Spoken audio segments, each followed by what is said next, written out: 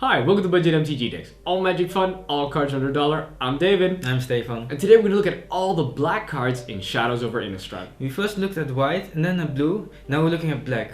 We're gonna evaluate the cards and we're looking at limited, so draft or sealed. Yeah, we're going to be evaluating these cards according to our own 3-tiered system. When we say a card is tier 1, it means it is awesome, it is super good, it is your bomb, it is unconditional removal, it's going to be winning you the game. When you pull that, it definitely makes you want to play that color, so it pulls you into that color. Then we have tier 2 cards, and these cards are really good, and if you're already in the particular color, then they're auto-include. However, multiple of these cards, of tier 2 cards, will also pull you into that color. And then finally we have tier 3. Now tier 3 are acceptable cards, they're okay to play, they don't pull you into any color, no matter how many of these you have, but they will allow you to fill out your slots in your mana curve when you're missing, for example, a 2-drop or a 4-drop. And then you're going to use your tier 3 cards to fill those holes up. Lastly, all the other cards, we're going to put those aside. Maybe they're good sideboard, maybe they're good with particular synergies if you happen to have all the puzzle pieces, but in a normal deck construction, we can't hope to have all the puzzle pieces, so those cards are going to be put aside because they just don't pull their weight enough by themselves. All right, well, with that in mind, let's have a look at the common cards. Our first card is Shamble Back. For 1 black, it's a sorcery that states that we can exile target creature card from a graveyard, then put a 2/2 black zombie token creature onto the battlefield, and we gain 2 life. Now you may say, hey, a 2/2 for 1 mana, and we also gain 2 life, how awesome is that? However, we're gonna say that we have to put this card aside. Why? Because you're not playing this turn 1, you're not playing this turn 2, maybe turn 3. The point that it's very cheap is not helping out, because you also have to make sure that there's a creature in the graveyard. I just don't think that it's going to be pulling its weight, especially later on in the game. Gaining that 2 life is also not going to do very much for you. I think I'd rather just play the 2/2 for 2 mana straight up. Yeah, not much to add to that. So, next one is Dead Weight. It's 1 mana enchantment, aura, enchant creature gets -2/-2. So, is this a removal? It kills everything, X2. So I would say tier 2. Yeah, I would definitely agree. It kills bears all the time and a lot of other stuff that has higher power and the same toughness. So it's really good actually. The only problem is that it's not instant speed. So you just see it as a sorcery speed removal. Yeah, and it kills a lot of the 4/2s we have. Yeah. And actually, you can also still put it on something that's slightly bigger and brings it out of range of being able to attack or block, because it brings it down to having 2 toughness, for example, 4/4. Yeah. All right, then we have Sanitarium Skeleton. For 1 black, we have a 1/2. Now it seems like every color has a 1/2 for 1. This one has a special ability though. For 3 mana, return Sanitarium Skeleton from your graveyard to your hand. So at the beginning of the game, you've got a 1/2, which can of course block 1/1s right off the bat. That's okay, but that's not good enough for us to want to include it. However, the ability that later on in the game, for 4 mana, every turn you have a chump blocker, that could actually help out. Wouldn't pull me into black to begin with, but I would say a tier 3 decent filler. Maybe instead of a 2/2, you can pop this guy in, because later on it has more utility. Exactly. Yeah. You can also keep discarding it for some effects. So yeah, that's true. You can discard it without having to worry that you can just get it back again. That's actually really good. So the next one, Grotesque Mutation.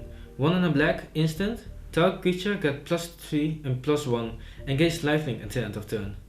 So it's a combat trick, and if you don't have any removal, you can play it, but you still need a creature, so I want to put it in tier 3.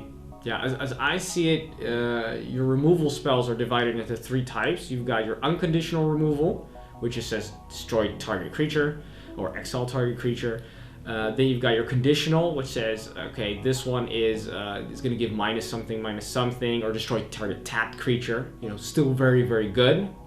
And lastly, combat tricks. So they can work, but they're just slightly worse on top of that.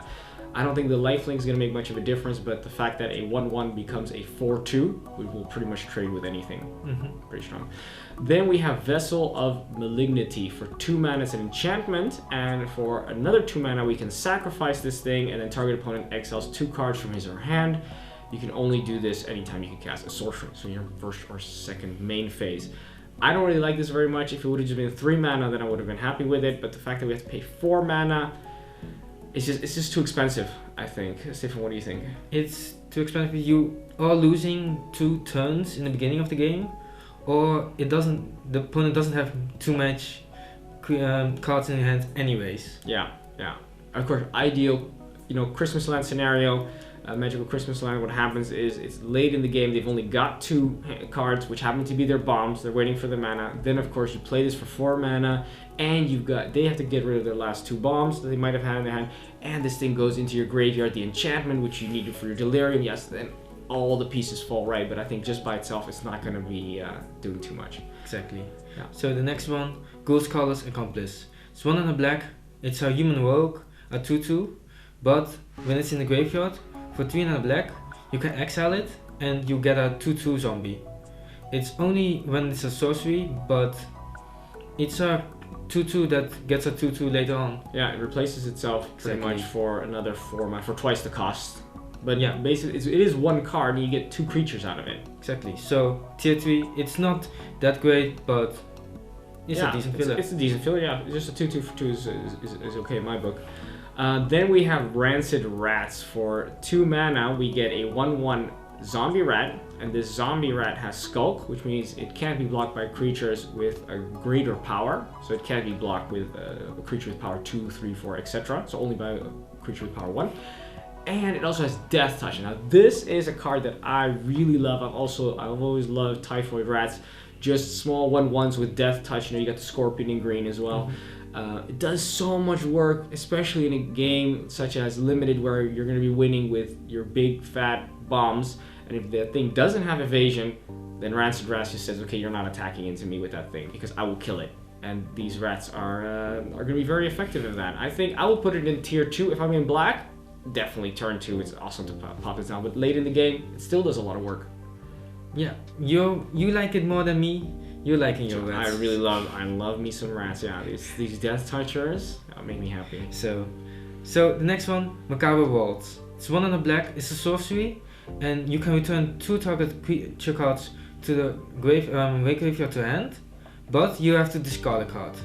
So you can or get 2 creatures back from the graveyard and discard some random thing, or get 1 creature back. I actually like this one, but put it in tier 3 because you need things to be in a graveyard. Yeah, I think you like this card more than I do. Yeah. And that's, I see it as later on in the game, so it doesn't matter that it's 2 mana because you're not playing this on turn 2. Mm-hmm. Later on in the game, you have to make sure there's stuff in there. Yeah, most likely there will be. So I definitely agree that it's a tier 3, but I would still rather just have a 2/2 for 2 in that same scenario, but I could be wrong. Next we have Murderous Compulsion. For 2 mana we get a sorcery that states destroy target tapped creature. It also has Madness for 2, so it means if you have to discard a card, then you can still pay 2 mana, so the same price, and then you get the effect as it goes into the graveyard. I really like this because this is semi-conditional removal. Because yeah, the creature does have to be tapped, so they will have attacked 1 time. You'll probably have either have to chump block or taken the damage, and only after that can you kill it. So it's not as good. If this would have been instant speed, that would have made it definitely tier 1. As it is, for 2 mana, destroying something even after it's already attacked, I'm okay with that. I'm thinking I'm definitely including that if I'm in black. So tier 2. And with the Madness, it can be semi-instant speed. That's actually right. If you already have something which you can tap to discard a card, then this all of a sudden becomes an instant speed removal spell. Yeah, awesome. So next one, Farbok Revenant. It's 2 and a black. It's a spirit. It's a 1/3 with Skulk and Lifelink. I like this one. It's a 1/3, so it can block a lot, and it's semi-unblockable because it doesn't get killed by anything except for the red. Yeah, so that's true. I like this one, and it's a good filler. Yeah. So anything that has power 1 is not going to be killing this thing because it has toughness 3. So then it'll still gain you that 1 life of lifelink every single turn, which could be enough to win you the game in the end. But it's still just a filler. Next we have Alms of the Vein. For 3 mana. It's a sorcery. Target opponent loses 3 life and you gain 3 life. Oh my god, it is a 6-point life swing. That is amazing. It doesn't matter that it doesn't change anything on the board state, as long as you gain those 3 points of life and your opponent went down 3. All sarcasm aside, does also have Madness, so you can do it for 1 mana if you have to discard a card. There's no situation where you want to be paying a card for just this effect. Only this effect is not going to change the game. It's just not going to. So I'd say just put it aside. Exactly. If it was a creature, then okay. Yeah. But only opponent. Yeah, maybe like a Thragtusk kind of, you know, maybe be a bit more expensive then. Yeah, exactly. So the next one, Merciless Resolve. It's 2 and a black instant, and as an additional cost to cast it, you have to sacrifice a creature or land, but then you draw 2 cards. So you're losing 2 cards and then drawing 2 cards. But I like it because it's an instant, and you can jump block something and then sacrifice it. But it's not that good that it's a tier 2, so tier 3. Yeah. Just if you really need something. I agree. I do like drawing cards, so it might still make it anyway. Then we have Vampire Noble for 3 mana. We get a 3/2 vanilla, just a vampire. Yeah, that body by itself is good enough as a filler card for your slot 3. So I would say for 3 mana slot, I would say yeah, tier 3. Just pop it in if you got nothing better at 3 mana. So the next one, Call of Dark Tidings. 2 and a black. It's a zombie bird. It has a 2/1 flying, and whenever it enters the battlefield or it dies, you put the top 2 cards from your library into the graveyard, which isn't really that much of a downside. No, I don't think it's a downside at all with all the delirium. Exactly. I mean, it might accidentally trigger your delirium. Yeah. So I want to put it in tier 3 because it's not that great, but it's a 2/1 flying for 3. yeah, I do want to add to this is that people who think that it's bad to mill your cards because you may mill away your bomb, we have to remind everybody that your deck has been randomized, so it has just as much chance to mill the top 2 cards, which were just lands that you didn't need, and then bring you to the 3rd card from the bottom, which was your bomb, and then you can draw that one. So it's statistically exactly the same. So I'd say don't worry about milling yourself. It has no impact, and it might only have an upside. Yeah, I actually like to think about the deck is random, so the chance of not drawing it and milling it, it doesn't actually change anything. No, absolutely. But people are scared to actually look at the card in your graveyard and just be sad because you know it won't be there. Yeah, well, don't worry about it. That's the only lesson we have. Then we have the next one is Rotten Heart Ghoul for 4 mana. It's a 2/4 zombie, which is already a decent body for 4 mana. That thing's gonna block zombies. Other 2/2s gonna be killing them, and it can even take a hit from a 3/3 and still survive. It also states that when this guy dies, target player discards a card. Okay, so you can either use it for yourself, you can use Madness, or you can use it for your opponent, and then if they don't have any Madness, then they really just lost a card. So I would say kind of versatile actually. Yeah, and just to remind people, like, it can trigger people's madness, but don't be too afraid of it. No, yeah, not, as you may have noticed, not all the cards have Madness on them. So people really need to go dedicated Madness, and if they do, they probably have their own sack or their discard outlets ready, so then this doesn't add anything to that. Exactly. So the next one, it's the Stormkirk Mentor. It's a 3 and a black, it's a vampire soldier, it's a 4/2, and when he enters the battlefield, you can put a +1/+1 counter on another vampire, which a 4/2 for 4 mana, you don't really want the 2 toughness because it gets killed by a 2 power thing. So a 2-drop. Yeah, that's really pathetic. If you're a guy, you've been saving up on turn 4 to cast something that they can just stop with something they cast turn 2. Exactly. But it does give a vampire +1/+1, but you have to have vampires. Yeah. So if you have some vampires, sure, but put it in tier 3. Yeah, if it would also do it to itself and then bring it to a 5/3, then it's a different story because then that pushes it out of the range of being able to be killed by bears. Mm-hmm. But it doesn't even do that. So it's tier 3, but I would put it as a low tier 3. Yeah. Yeah, it's a filler, but really you got no other 4-drops that you can pop in there. Then we have Stallion of Ashmouth for 4 mana. It is a 3/3. That's a little bit better. I like 3 power and 3 toughness for 4 mana. It's a Nightmare Horse with Delirium. So if we got those 4 different cards, different card types in our graveyard, then we have the Delirium. And then we could pay 2 mana, and then this guy would get +1/+1 till the end of turn. Now that is actually really cool because if you do happen to have it later on in the game, and you would play this, for example, on a turn, and then next turn, you're most likely actually guaranteed, be able to make attack with a 5/5 potentially. Nobody's going to want to block a 5/5 because that gets through pretty much everything in this set. Exactly. So that's just really nice. Yeah, I'd say tier 2 then. Yeah, right? I just really like auto included in black. Because also if you don't have the delirium, not going dedicated delirium, then it doesn't matter because it's still a 3/3 for 4. It's going to be doing plenty of work. Exactly. So the next one, Hound of the Farbox. It's a 4 mana and a black, and it is a zombie hound, a 5/3 with delirium. When you have delirium, it has menace. So it's a 5/3, which isn't that much, but at least 3 toughness, and it can get menace. Yeah, that's pretty huge. Exactly. Menace. But I wouldn't want to put it in tier 2, so for me it's a tier 3. Yeah, agreed. Then we have, this is a great card. Twins of Moror Estate. For 5 mana, we have a 3/5. Now that is those are 2 butts stuck together. This makes it a huge butt. The 3 power is also, I mean, that just kills, for 1 mana extra, it could just kill the Stallion of Ashmouth and it won't trade either. It is a vampire, and it also has Madness for 3, which means that should you discard a card, either because of your own discard outlets or somebody makes you discard a card, and you're only paying 3 mana for a 3/5, that is a sick deal because this thing attacks every turn, won't be stopped very easily, and it can block for even longer than that because nobody wants to attack into this.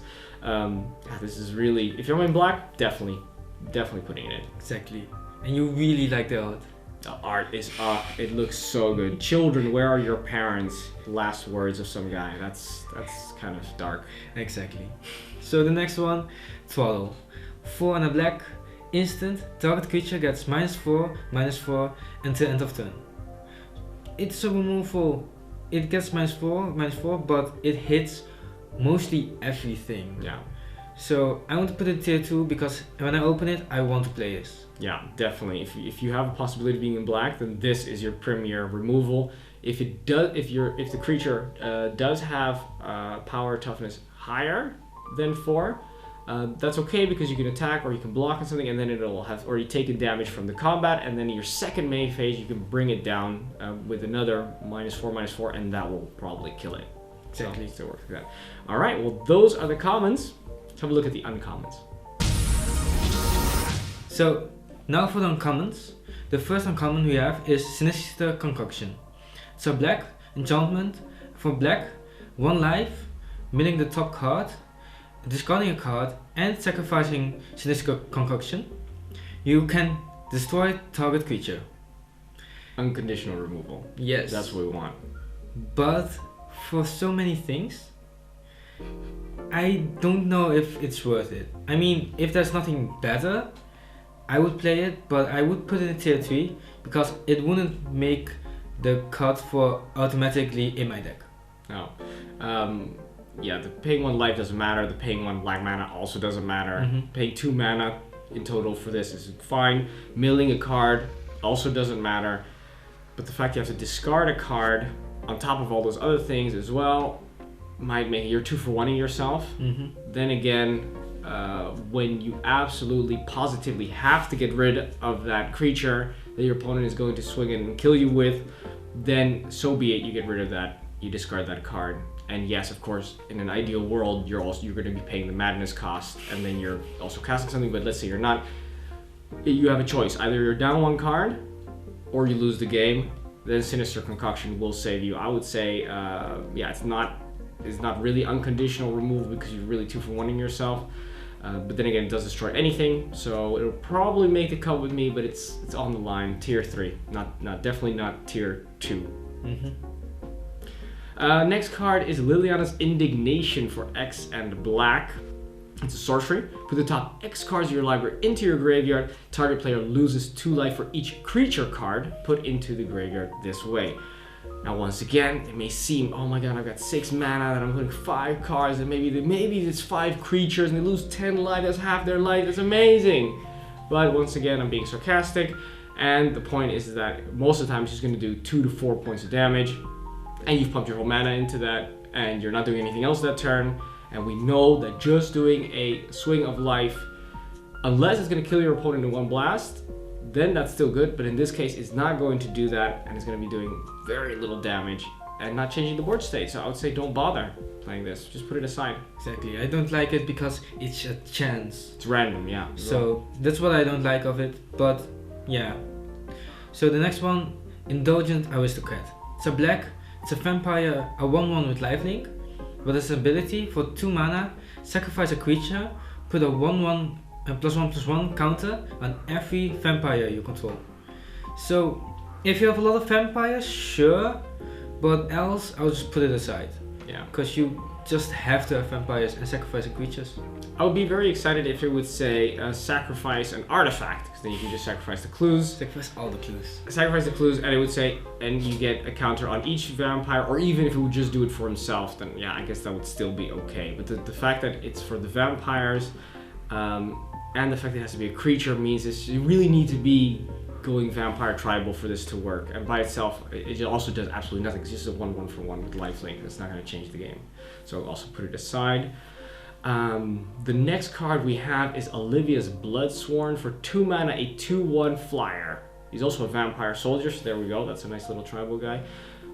I think a 2/1 flyer is already really good for 2 mana. I'm very happy to always play this. Just by itself already, I would put it in tier 2 like this, but it also has another ability. It states that for 1 red, we can give it haste till the end of turn. So if we're in black and red, then this could come down on any other turn on turn 3 or higher, and then it also has haste. Nice little bonus. I wouldn't play around it or anything. I think just putting it down on turn 2 is also fine.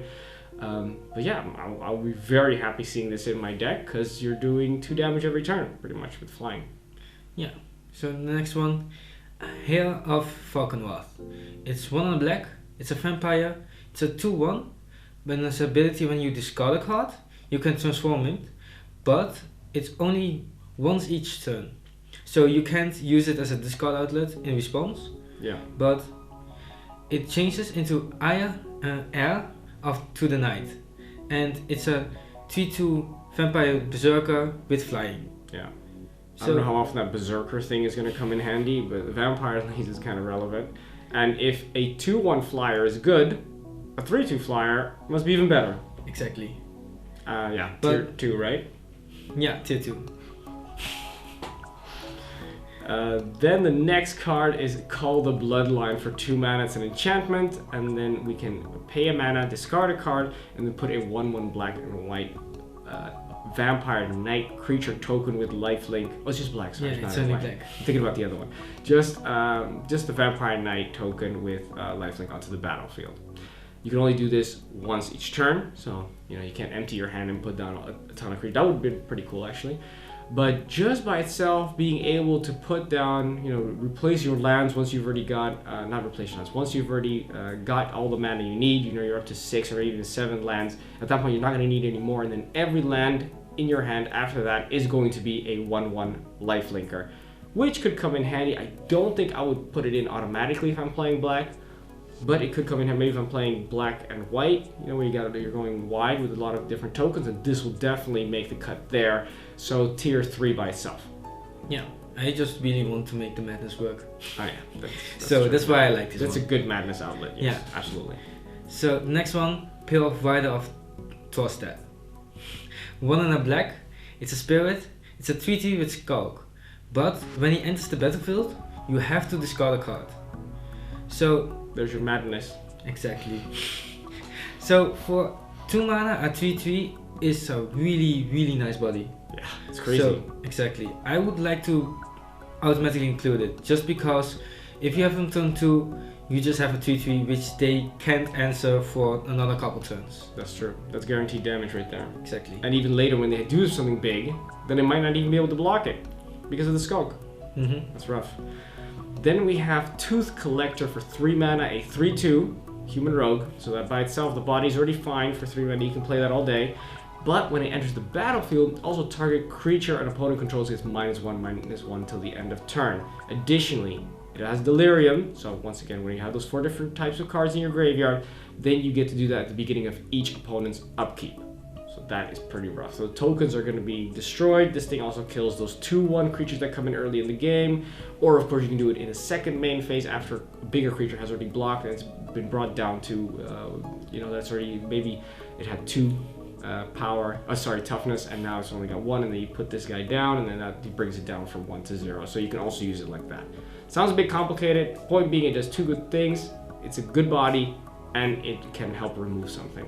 And because it's the opponent's upkeep, you can also make things smaller so they can attack.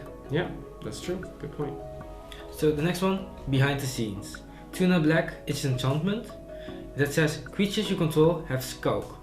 And for 4 and a white, creatures you control get +1/+1 until end of turn.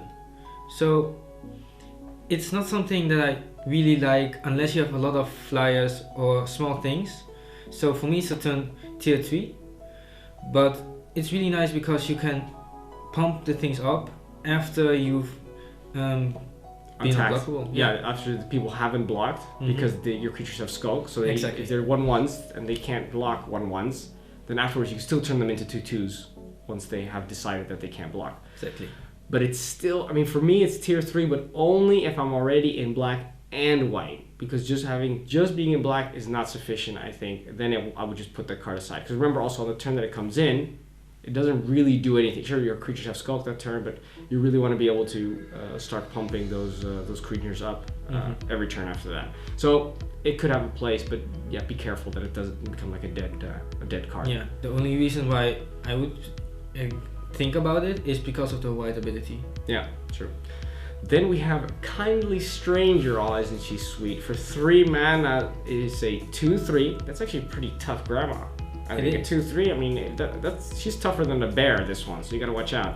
She lives in a bog. She must be. She must be. Yeah, that's some good upper body strength. Then for 3 mana, if you have Delirium only, then you can pay 3 mana, and then we can transform Kindly Stranger. We can only do that when we have Delirium, obviously. So just for 3 mana, a 2/3. That's fine.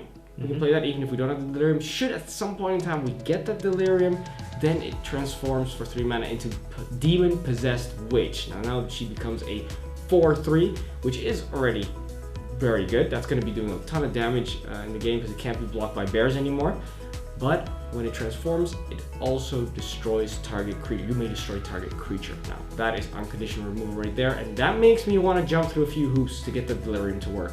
Because getting a 4/3 and killing any of their creatures is huge, and that would mean that if I'm in black, then I'm definitely playing this card.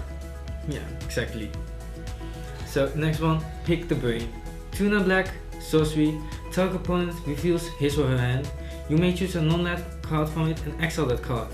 And that's Delirium. And then you can search your opponent's hand and library and graveyard and remove everything with the same name. Yeah. Something in limited, it's not something that comes up often or anything, so I would put it aside just because the chance and doesn't just do enough. No, just looking at an opponent's hand and getting rid of one thing, you're also getting rid of a card, plus you have to pay the mana. Yeah, it's just not going to do enough. It's not going to win you the game. Then we have Creeping Dread for 4 mana. It's an enchantment, and it states that at the beginning of your upkeep, each player discards a card. You don't show yet which card that is, and then each opponent who discarded a card that shares a card type with the one that you discarded loses 3 life. Now, so everybody's discarding cards, and it's not optional. That's what the problem. If you could choose whether you want to do it, then that would be cool. Okay, now I want to do Madness. Now it's okay for me to discard a card. They really need to get discarded card, but it's every turn, and you have to do it. And I just think that's too much to pay for 4 mana. So the next one, Biting Rain. 2 and 2 black. It's a sorcery, and all creatures get -2/-2 until end of turn, which is a semi-board wipe, killing all the small stuff. Yeah. But it also has Madness for 2 and a black to do the same. So if you discard it, it's even cheaper. And not to be underestimated is a lot of the discard things we can trigger them instant speed, which means all of a sudden this sorcery can be cast at instant speed. Exactly. Which is super awesome. So that's tier 2 definitely included if you're playing black. Then we have Gissa's Bidding for 4 mana, which 2 have to be black, We go to sorcery, put 2 black zombie creature tokens onto the battlefield with madness for 3. So we could, once again, same trick, we could do it instant speed if we're discarding a card, instant speed. But all in all, just 4 mana for 4 power and toughness spread over 2 bodies is okay. That's a decent fill-up. That's fine for creatures. So I would say tier 3 right there. And I really like the next one, Accursed Witch. 3 and a black, a human shaman. It's a 4/2, which isn't that great in the power toughness, but it doesn't matter because you want her to die. She even wants to die, because spells your opponent casts to target her cost even 1 less, but if she dies, she gets transformed and attached to target opponent, which is Infectious Curse. It's an aura curse enchant player, and spells you cast that target enchanted player cost 1 less to cast, and at the beginning of enchanted player's upkeep, that player loses 1 life and you gain 1 life. So it's a 4/2 that dies, and when it dies, that drains you every single turn, drains the opponent every single turn. Yeah, this is a 2-point life swing, guaranteed. It's very hard for them to get rid of this enchantment. Yeah. In the meantime, you're attacking with a 4/2. They don't want to block it, because if they block it with the 2/2, then it dies and they get this curse. So then they have to either let it go through and they have to take 4 damage. That's unacceptable. So then they have to have 1/1s, and then they have to lose those creatures, because of course they're not going to be able to kill a cursed witch. So you're going to destroy those small ones every single turn as well. And that's best case scenario. So this card is going to this thing is going to win you the game, because as we already knew, cards such as Stab Wound, which does 2 points of damage at the beginning of their upkeep, that still had some conditions. You still had to put it on a creature that would be able to survive so they needed a creature. The creature needed to be tough enough, and they need to not be able to kill that creature itself. This has a lot less requirements and does about the same thing. Plus at the beginning you can still do some damage or kill some stuff. This card will win games. I would say tier 1. Yes, tier 1. And that for an uncommon is not bad. Then we have Ghoulsteed. For 5 mana, we get a zombie horse, which is 4/4. So for 5 mana, 4/4, that's good. That's fine. That's already acceptable. Then its ability for 3 mana, we get to discard 2 cards and then return this guy from the graveyard to the battlefield tapped. Now, you may think, hey, that's pretty sweet. We get to put it back onto the battlefield every single turn, but the problem is it's going to cost us another 2 cards, and if they have some kind of removal spell, then we're basically 3-for-1ing ourselves, which is totally unacceptable. I would say never do that unless push comes to shove. That's your only option, but you're not blocking with it either instant speed. So just play it as a filler. 5 mana, you got your 4/4. That's okay, but don't try and get the don't try and discard 2 cards to get it back from your graveyard to the battlefield, because it's gonna make you sad, I think. Yeah. So the next one, Morquat Nickelpot. 5 and a black. It's a slug horror. It's a 7/7 with menace. So that's really good. So the catch is that whenever it attacks or blocks, you have to sacrifice another creature or land. So you will lose something every single turn you attack or even block, which makes me not want to play it. But if you need a bomb, this is the bomb you need. Yeah. So for me, tier 3. Yeah, it's pretty much a clock, because you may, at this point you've already gotten 6 lands probably, and you can probably stand to lose 2 lands and maybe a small 2/2 that you had at the beginning of the game. So that's 3 turns of effectively being able to attack, and sure, you're losing 1 thing, but if they want to block this thing, they need to lose 2 things, because those 2 things are going to die to the 7 power. So it's not, if I'm in black, I'm definitely not guaranteed to include it, because it won't win the game by itself, because you're giving up quite a bit as well. But yeah, if this is the biggest thing you got, then put it in that slot, in that 6 mana slot, right? Tier 3? Exactly. Well, those are the uncommons. Let's have a look at the rares. Our first rare is Asylum Visitor. For 2 mana, we get a 3/1 Vampire Wizard, and it states that at the beginning of each player's upkeep, if that player has no cards in hand, you may draw a card and you lose 1 life. So your opponent, obviously, when this thing's on the table, it also has Madness for 2. When this card's on the table, your opponent's going to make sure that they always keep 1 card in their hand. You can't do anything about that, so it's not going to trigger in their turn. But in your turn, of course, always you can play all your cards, and every turn you'll be drawing 2 cards, and then you're going to be playing both of those cards, making sure that that you have no cards again at the beginning of your next upkeep. So you can keep on getting that card advantage. That is super sweet. I don't like the body very much. For 2 mana, a 3/1, it's fine. I would play that normally if it was a common card as a filler. However, the extra ability of potentially later on getting you tons and tons of cards is really good. So if you're in black, you have to play it, but it's not good enough to win you the game by itself. So I would say tier 2. Yeah. What's also notable is that you most likely won't be able to draw 2 cards even if you both have 0 cards in hand. How's that? Because the opponent, if you draw 1 card in the opponent's upkeep, then you have a card in hand. Oh, that's true. So you can never get 2. Exactly. Yeah. All right. Well, still 1 per turn is pretty decent. Yeah, it is. It really is. Why do you always want more? It's good enough, man. A 3/1, you can attack with it. It's still fine. You always want more. Yeah, that's true. I also want more. See? But we gotta be happy with what we got. And That's black, true. black seems to have a couple of good cards in there. Then we go to the next one, and that is To the Slaughter. For 3 mana, we have an instant that says target player sacrifices a creature or planeswalker, and then if you got the Delirium, then they have to sacrifice a creature and a planeswalker. Yeah. Wow, this is our rare removal for black. How excited are you about this? Yeah, the opponent can sacrifice anything. Yeah, the worst thing for them to sacrifice, that's what they're gonna get rid of. It's never gonna be They won't sacrifice the bomb? No, they won't sacrifice their bomb. They won't be nice and be like, but you probably want the bomb to go, so I'll sacrifice that. No, they're gonna always get rid of that 2/2 zombie token or that 1/1 spirit, and then you pay 3 mana to do. Yeah, it's just okay. If you want some kind of removal, you got nothing. Tier 3. It's an okay filler card, but I want pretty much any of the other removal spells over this. See what we said about wanting more? That's true. We do want more. We're very greedy people. All right, so the next one, Diagraph Colossus. 2 in black is a zombie giant. It starts with 2/2, but if it enters the battlefield, it will get a +1/+1 counter for every zombie in your graveyard. And whenever you cast a zombie spell, you may put a 2/2 black zombie creature token on the battlefield tapped. So it gets bigger for more corpses in your graveyard. And when you play a zombie, you'll get another one. Well, that's actually really good. Yeah. Yeah.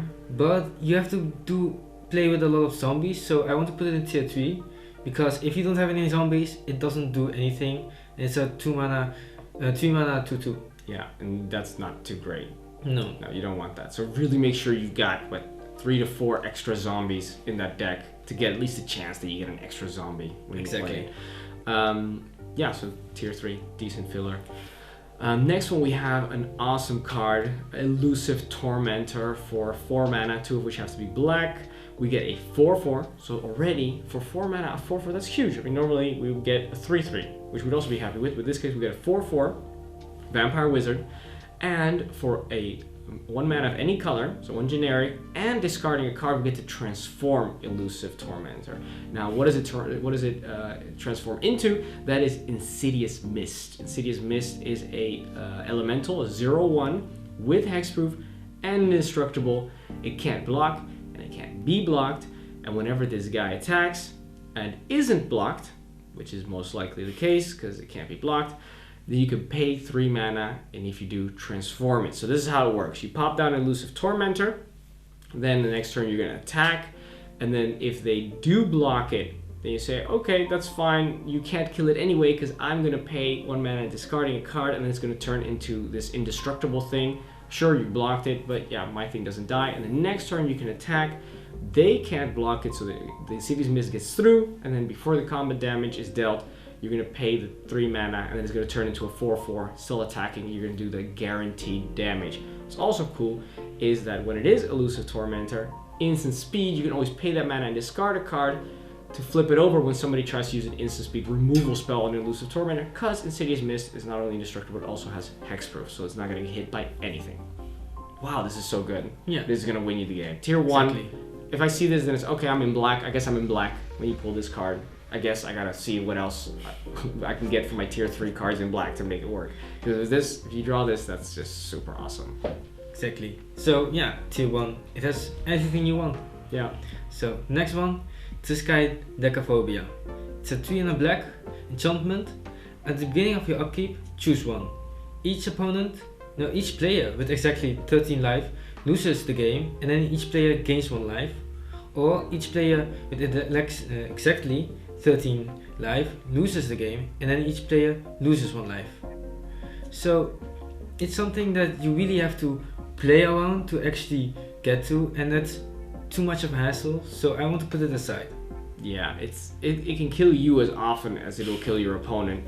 What is cool is to note that triskaidekaphobia is the fear of the number 13. And there's a lot of instances of number 13 over here in this little picture. We see the utensils on the top, those are 13. The blood dripping, those are 13 drops of blood. We've got the rivets on the barrel, those are 13. We've got the shards on the floor, that's 13 pieces. We've got the logs, those are 13. And the fireplace is also made out of 13 blocks of stone. The wall has 13 planks, and so does the ceiling. So that is actually pretty cool. Also on top of it, they say each player with life loses the game, then each player life. So you skip the number 13 and the number 1, and that's also 13 words. Maybe we're reaching for that one, but I think it still counts. So this card is terrifying for those people. But it's also terrifying for us if we draw it because we don't want to play it. Exactly. Then we have Markov Dread Knight for 5 mana, 2 of which has to be black. We get a 3/3 flyer, Vampire Knight. That's okay, you know, I don't mind giving up a power and toughness to be able to have give our creature evasion, so that's pretty sweet. But it also has for 3 mana discard a card, put 2 +1/+1 counters on this guy. So then all of a sudden it becomes a 5/5 flyer. Now, not much is going to be able to tangle with the Markov Dread Knight once it gets that. And the funny thing is that as long as you got cards in your hand and you got mana, keep on doing it. Exactly. So it just gets bigger and bigger. And that's going to win you the game. Exactly. So that's tier 1 guaranteed. Also pushes you completely into black. For the next one, from under the floorboards. 3 and 2 black is sorcery, and you get 3 2/2 black zombie creature tokens on the battlefield, tapped, and you gain 3 life. But also madness for X and 2 black, and then you get X zombie tokens tapped and X life.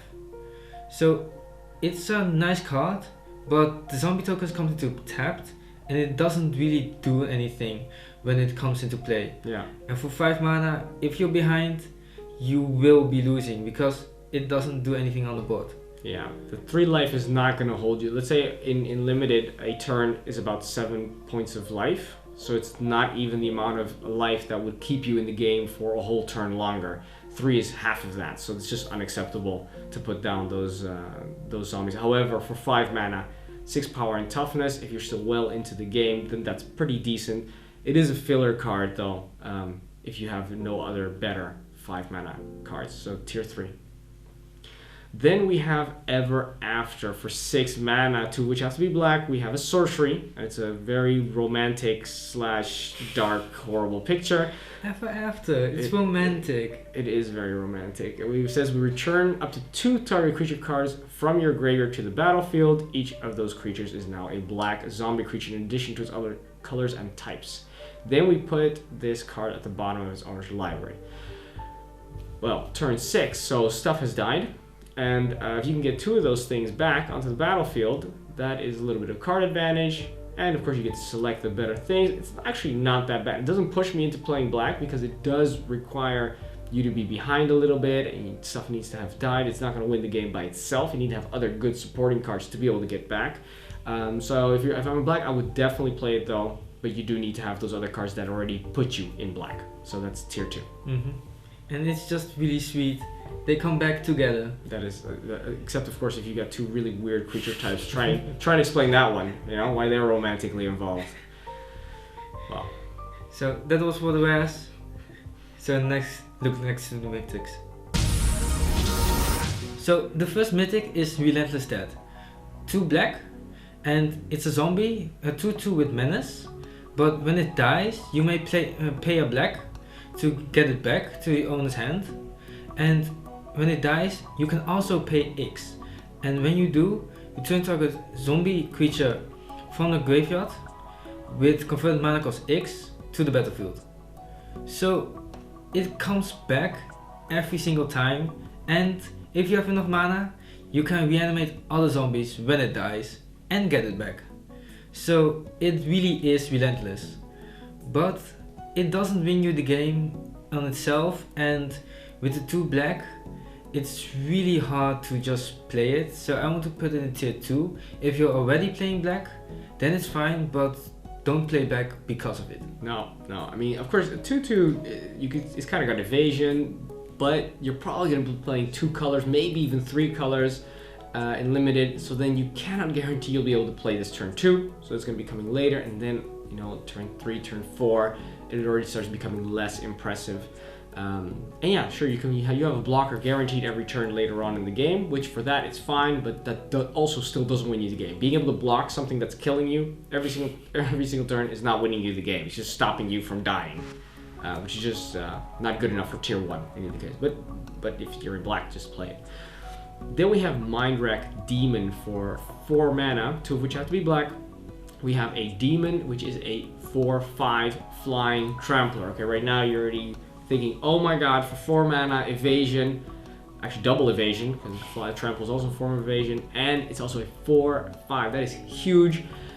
It comes in and you mill your top 4 cards. That's fine. That's okay. I mean, it could be upside, it could trigger our Delirium, but maybe it doesn't, so that's fine. However, it does have a bad side, because if you don't have those 4 different card types in your graveyard, then it actually deals 4 points of damage to you at the beginning of your upkeep. So the 4 points of damage you're dealing to your opponent, if you don't have that Delirium, is going to be doing it to you as well, which basically means you're breaking even, and you play your mythic, and you pay 4 mana, and you're really only breaking even.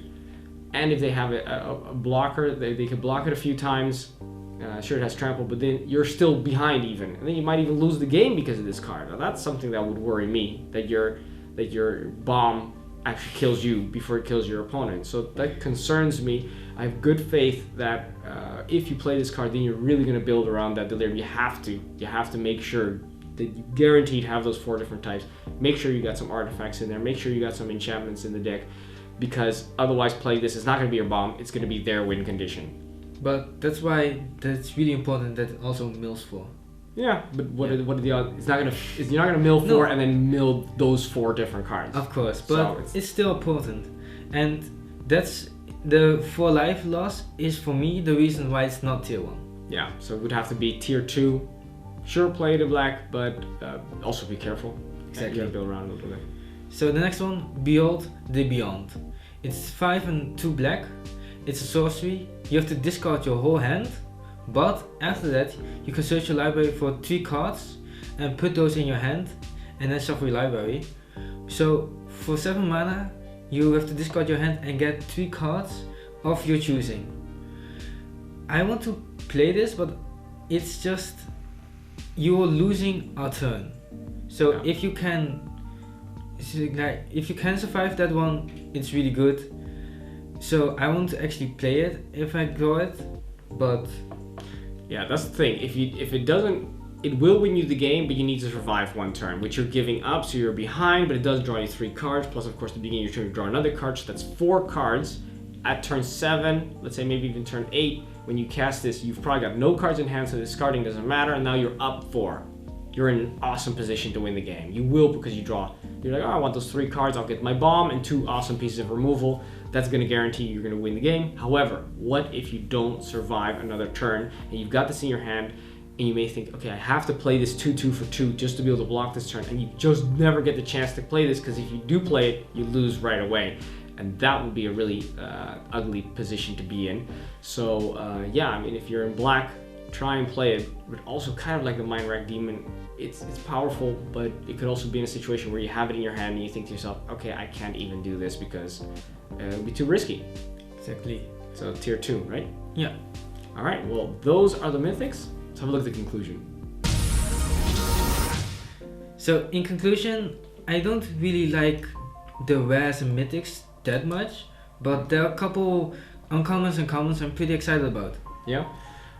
What I noticed about black is it's got quite a good, as you said, or the uncommons got quite a few really good cards in there. But what I'm disappointed about is the removal, because I really want to splash black, or I want to have black as my first or second color. Why? Because black has access to some of the best removal normally in Magic, and it will allow you to gain that advantage that you need to destroy your opponent's big threats. what we can do here is we can give creatures -2, we can give creatures -4, we can kill a tapped creature, but for the rest, we don't have access to a lot of good removal, and that is really what I want black to be there for. Otherwise, we may want to be able to pay a little bit life to draw some cards. We have very little of that as well, so we're not drawing tons of cards with black either. Black is not known for having the biggest creatures, and here again it doesn't have that either. It does have a few pretty good evasion creatures though, good flyers which we can use, but other than that I would say it doesn't look to be my main color right now, because also the rares and the mythics don't push it into that being able to carry half of the deck in such a way. So probably good as a second color for those removals, even though they're not great. Other than that, yeah, you really got to pull those good uncommons and maybe the Insidious Mist creature. Yeah. What do you call that one? I forget what it's called. Elusive Tormentor. Yeah, that if you draw that, then of course it pulls you into that. But other than that, not a lot of super powerful cards by themselves. And synergy, yes, there's a lot of vampires and a lot of zombies. Could be that with another color, for example with blue, you may be able to go zombie tribal, in which case some of the tier 3 cards will be upgraded to tier 2 when they have that synergy. So look out for that. Anything else to add? Not really. Okay, well, those are the black cards. Then we're gonna ask you guys to subscribe, because that helps us out with the channel and lets us know that we're doing a good job, and it also spreads the word to other people so they know about the channel. So please help us out. It doesn't cost anything. All you need to do is press that red button and then you can subscribe to us. You can also join us on Facebook and Twitter, where you can just message us directly with questions, suggestions. We'll respond very quickly there.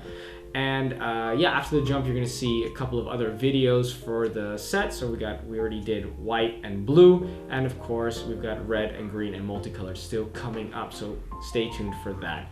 Well, thanks for watching. I'm David. And I'm Stefan. And this was Budget MTG Decks.